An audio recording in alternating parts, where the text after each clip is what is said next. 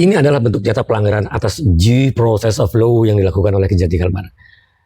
Pada proses hukum tindak pidana korupsi pengadaan pupuk di Kalimantan Barat yang meninggalkan banyak kejanggalan sehingga dengan brutalnya mereka mengkriminalisasi saya. Dalam kasus hukum ini, jabatan saya saat itu adalah Ketua Pokja PBJ. Terbukti tidak terkait dan tidak menerima uang korupsi seluruh pihak. Pelacur. Tuntutan pidana kepada saya 5 tahun dan akhirnya kasasi menjatuhkan pidana 8 tahun tanpa uang pengganti. Berikut saya jelaskan fakta-faktanya. Fakta pertama.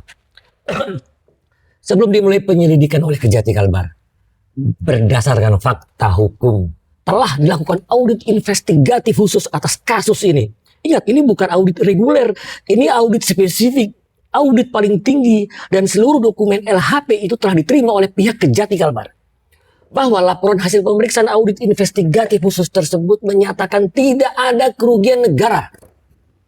Fakta kedua, kerugian negara justru dihitung, dinyatakan, dan dideklar oleh Kejati Kalbar yang dirilis pada tanggal 25 Mei 2016 dengan menyatakan jumlah kerugian negara berubah menjadi 13,6 miliar.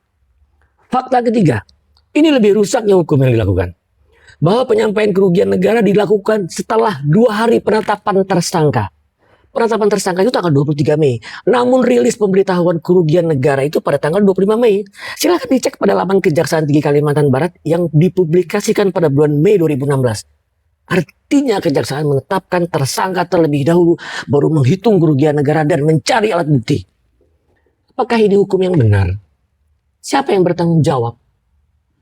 Yaitu Waris Sadono selaku Kejati Kalbar saat itu.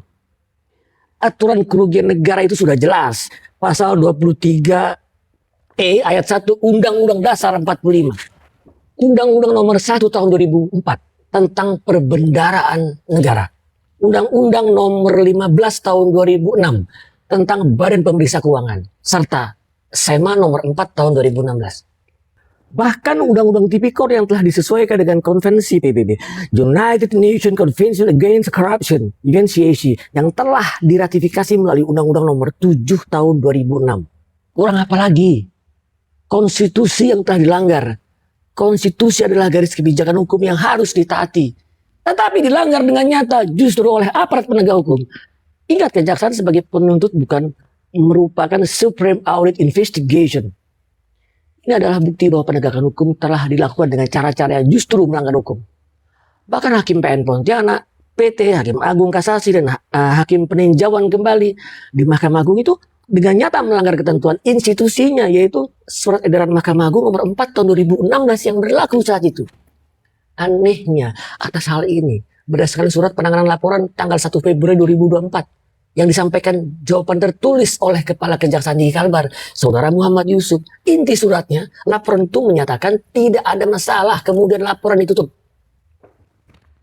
Padahal, apa yang saya sampaikan hanya dalam upaya mendukung penegakan hukum di Indonesia, khususnya di Kalimantan Barat, demi keadilan berdasarkan ketuhanan yang Maha Esa. Please, come on. Saya yakin masih ada jaksa yang idealis, profesional, dan berintegritas. Jangan akhirnya dijadikan kebiasaan untuk melanggar konstitusi dalam penegakan hukum. Periksa kembali dengan profesional. Periksa itu Kejati Kalbar Waris Sadono dan semua jaksa penyidik saat itu, Sri Haryanto, Sri Utami, terutama Julian Toro yang mendominasi hampir seluruh pemeriksaan saksi. Bahwa hal ini terjadi karena patut diduga adanya transaksional dari banyak pihak, termasuk upaya perlindungan kepada pihak asuransi yang punya kewajiban kepada negara sebesar 15,2 miliar. Nanti akan saya publikasikan secara detail. Ingat, ini baru fakta pelanggaran proses hukum yang kedua dari 30 pelanggaran.